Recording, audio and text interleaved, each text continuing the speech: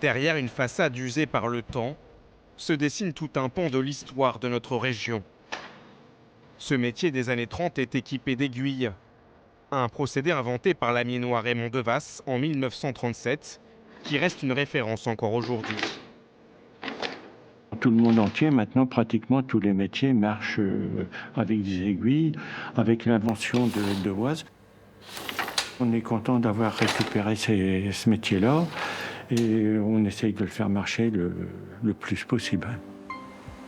L'association Bleu de Cocagne a monté ce conservatoire du textile en 2008 pour sauvegarder un patrimoine unique.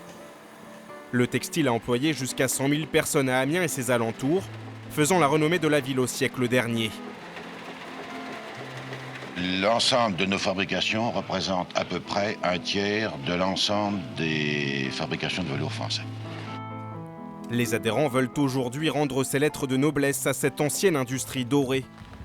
Ils réalisent des démonstrations pour le public, coupent selon les méthodes d'antan. Alors la difficulté est d'introduire le couteau dans la cotte, dans la route à couper. Le guide va me pousser ma lame et on va couper les milliards de fils qui sont mis en trame. Le groupe de retraités est composé en partie d'anciens salariés de Cosra.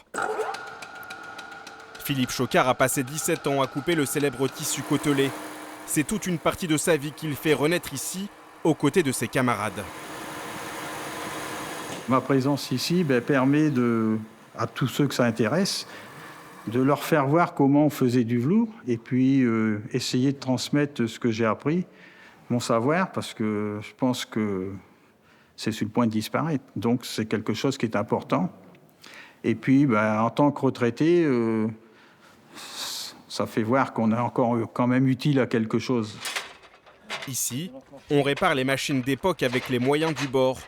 On réhabilite le bâti petit à petit, fenêtre après fenêtre. L'ampleur du chantier paraît titanesque, mais l'important est ailleurs.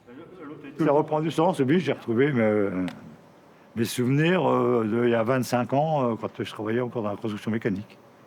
Donc là, aujourd'hui, à la retraite, vous replongez dedans avec grand plaisir. On replonge dedans, avec plaisir, quoi. C'est une occupation toutes les semaines, être là avec tous mes collègues, quoi.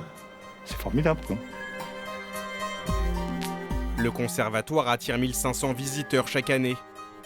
L'association réfléchit à faire évoluer la scénographie, à améliorer l'expérience du public, pour que ce savoir-faire local ne tombe pas dans l'oubli.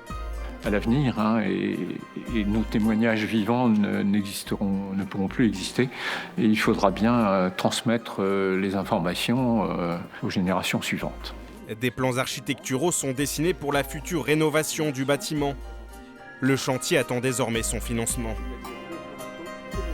À 2 pas du conservatoire, nous verrons demain qu'un bar-restaurant veut apporter un vent de fraîcheur à ce site bicentenaire.